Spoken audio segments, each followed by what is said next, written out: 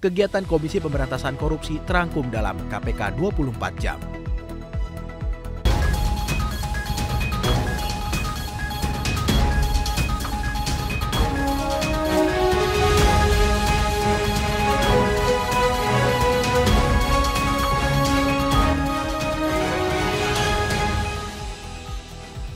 KPK melakukan pertemuan bilateral dengan Constitution of the Kingdom of Thailand, bidang pembangunan politik, komunikasi massa, dan partisipasi masyarakat di Gedung Merah Putih KPK. Pertemuan ini bertujuan untuk meningkatkan kerjasama antar lembaga regional dan internasional terkait pertukaran informasi mengenai penanganan tindak pidana korupsi. Wakil Ketua KPK, Alexander Marwata, menyebut pertemuan bilateral ini menjadi penting bagi Indonesia untuk menjaga keseimbangan antara stabilitas, keterbukaan, dan pertukaran informasi terkait penanganan tindak pidana korupsi, termasuk dalam menyambut investasi dari berbagai negara sebagai mitra strategis dalam mencapai visi Indonesia Emas tahun 2045.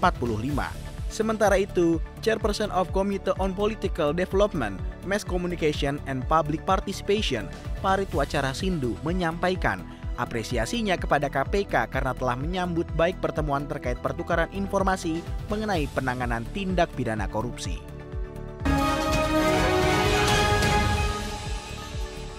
Wakil Ketua KPK Johanis Tanak menyebut pentingnya strategi penanggulangan korupsi dimulai dari memupuk nilai integritas.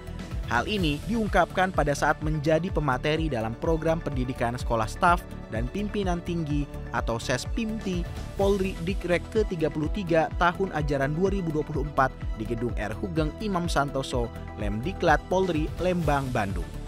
Tanak menekankan, sebagai aparat penegak hukum atau APH, penanaman nilai integritas penting untuk dipupuk agar pelaksanaan penegakan hukum dapat bersih dari segala tindak pidana korupsi.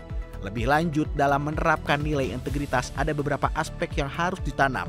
Pertama, akuntabilitas, di mana sebagai APH harus dapat mempertanggungjawabkan perbuatan dan perkataan. Kedua, harus memiliki etik, di mana APH memiliki dan menerapkan nilai moral serta mendahulukan kepentingan umum. Dan ketiga, memiliki kompetensi. KPK kembali menggelar kegiatan Anti-Corruption Knowledge Week atau EKKNOW tahun 2024. Ketua KPK Nawawi Pomolango menyampaikan, EKKNOW menjadi ajang bagi para insan KPK untuk belajar dan berbagi pengetahuan baik dari pakar eksternal maupun dari insan KPK. Ini merupakan salah satu upaya KPK untuk mendorong kinerja dan meningkatkan produktivitas organisasi. Sementara itu, Deputi Bidang Pendidikan dan Peran Serta Masyarakat Wawan Wardiana menjelaskan, EKKNOW tahun 2024 yang berlangsung selama 5 hari, mulai dari tanggal 24 hingga 28 Juni secara luring dan daring.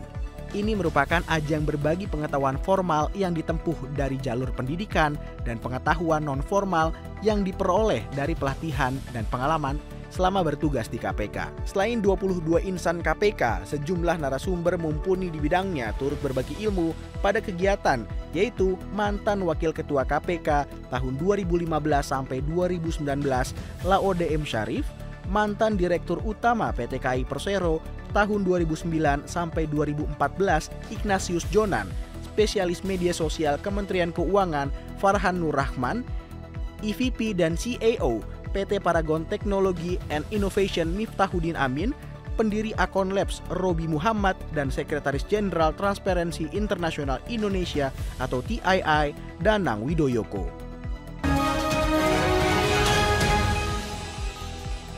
Sistem pendidikan di Indonesia memiliki dampak besar terhadap masa depan bangsa yang bebas dari korupsi.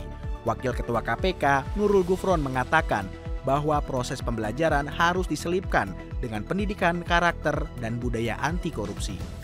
Upaya KPK dalam memberantas korupsi melalui bidang pendidikan yakni bekerja sama dengan sekolah-sekolah melalui pemerintah daerah untuk mengimplementasikan pendidikan anti korupsi. Kegiatan Anti-Corruption Academy atau ACA merupakan bentuk apresiasi KPK kepada sekolah dan madrasah yang sudah mengimplementasikan PAK dengan baik. Anti-Corruption Academy atau ACA tahun 2024 adalah program peningkatan kapasitas khusus kepala sekolah atau madrasah dan guru agar dapat melakukan implementasi pendidikan anti korupsi atau PAK di sekolah atau madrasah masing-masing sesuai dengan strategi nasional atau Stranas dan panduan PAK.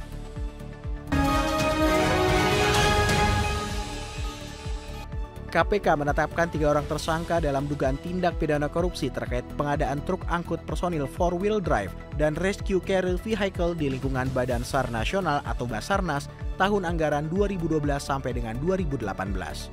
Ketiga tersangka tersebut yaitu MRB selaku Sestama Basarnas periode tahun 2009 sampai dengan 2015 sebagai kuasa pengguna anggaran atau KPA, AJS selaku Kasubdit Pengawakan dan Perbekalan Direktorat Sarana dan Prasarana Basarnas periode tahun 2013 sampai 2014 sebagai pejabat pembuat komitmen atau PPK, dan WLW selaku Direktur CV DLM.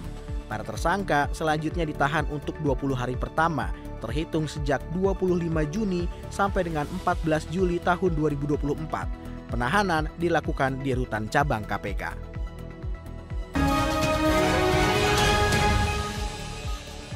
KPK melanjutkan agendanya di Banjarmasin, Kalimantan Selatan dengan rapat koordinasi penataan perizinan sektor tambang.